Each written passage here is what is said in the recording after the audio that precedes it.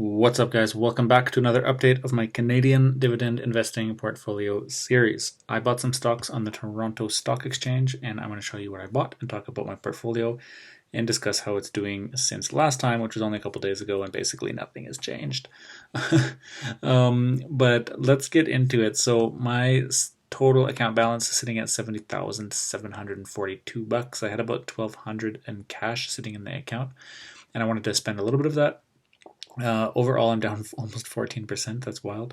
That is not good at all, but I'm not selling anything at the moment, so this is probably just going to keep going down at this point, and hopefully come back up one day much in the future. And anyways, before I bought my stocks, this is the value from this morning. This is the annual dividend income, which is $3,880 per year, which I can get, or I can expect to get in passive income from all the dividends.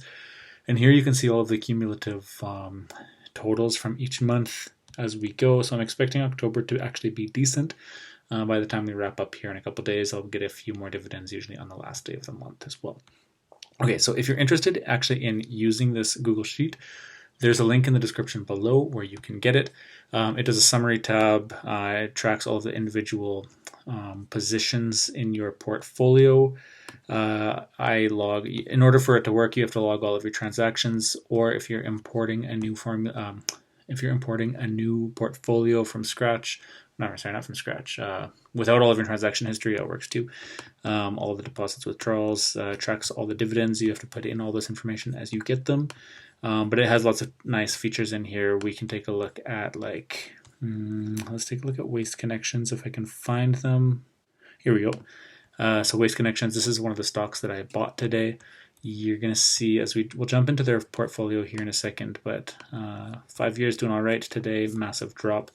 And then in the extra spark lines as well, I can quickly scan all of my positions except for the REITs, because for some reason Google Finance isn't playing very well with the REITs, and you can change this per year and stuff like that, and just give it a second to update, and I get different views and scan by sector and whatnot. And then there's a bunch of other tabs in here that are pretty helpful as well. So anyways, looking at my portfolio, so I did mention I bought Waste Connections. Let's see if we can find these guys. Sort Z to A. Waste Connections is going to be up here, one of my top 3 stocks. So they dropped I'll show you on Yahoo Finance, they dropped 6% today or something, so I jumped on that immediately. And then the other one I picked up was a little bit of TD Bank. They were below $80. They're actually below my average price. I think I bought them. We'll have to check what price I actually paid this morning, but it was below 80. And so I wanted to throw in some more money when this is below 80. So we can jump over to Yahoo Finance. We can actually do that through the Sparkline tab. Once you select the stock and just jump to Yahoo Finance. And here we are. And yeah, you can see actually in the last day they dropped to $12, almost 7% in one day. Wild. Here's a 1 week chart, just dropping off there. But Waste Connections, I don't know. I feel pretty good about them in general. One of my best performing stocks and most stable. The dividend is negligible, it's less than 1%. But when you come down here, revenue is going up. Analysts are pretty pumped on it, and it's just well below its target. So this is a company that I'm happy to add more to. I might actually add more. I thought about buying 2 shares today, but I thought in case tomorrow it drops a little bit more, maybe I'll buy another one tomorrow, or I'll kind of monitor it throughout the week.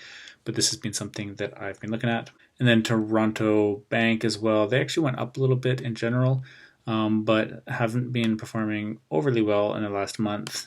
And they've been dropping down actually pretty much near their 52-week low, almost pretty close to the low there. So I thought that seems like a reasonable time for me to jump in and grab them, because they've got a pretty nice history here as well. Revenue's increasing, mixed opinions of the analysts and whatnot, but I did buy one of those. So let's take a look in Wealthsimple Trade. And we can see here that, in the last month, we're down 5%, not great. The last week alone, down 3%. And in that last day there, man, ouch. It's just dropping all over the place all time. We're going to see a very similar number here to what's in the spreadsheet. And once I update the spreadsheet, then these numbers should match exactly. But if we take a look at my portfolio, my activity tab for the tax-free savings account, I bought the 1 share of Waste Connections at $179.23, and then the 1 share of TD at $77.38. So what I want to do is I want to bring these numbers back into the spreadsheet. And that's going to happen in the transactions tab. So when I buy and sell stocks, I record it all in here. So we had TSC Waste Connections and we had TSC TD. Today is October 26, 2023. I bought both on the same day. I bought one share of each, and the Waste Connections one was 179.23. And the TD share, yeah, nice. It was 77.38. And I didn't pay any trading fees or anything like that because I'm using Wealthsimple as well. Wealthsimple is a great platform. There are links in the description below if you would like to try it out. I highly recommend it. I'm pretty pumped on it. I have a little bit of holdings elsewhere, but I just quite like that I can come in here and buy one stock at a time and don't have to pay like $5 or $10 trading fee on that. Okay, so I do check that these check out, but because it's only a quantity of one, nothing should really be going on there. These are like, this will sum up the totals if it's multiple shares. It's a good check to do. And anywho, so I want to jump back into the summary tab and take a look to see what has really changed, and it's not much. But at the beginning of the video, my annual dividend income per year was about $3,880, and now it's up $5, so that's great. An extra $5 per year of passive income doesn't sound like much, but every time I buy more stocks, this number slowly starts to creep up, and it helps in times when like the stock value is going down. Clearly, it hasn't helped enough. So far, I've received $7,500 in dividends, but I'm still down. But who knows? I'm hoping this is a short-term fluctuation, as we say. So anyways, guys, that is all I have for you today. I'm going to be watching Waste Connections personally, and I might actually throw some more in, but who knows? Don't copy what I do, because clearly I've made some bad choices.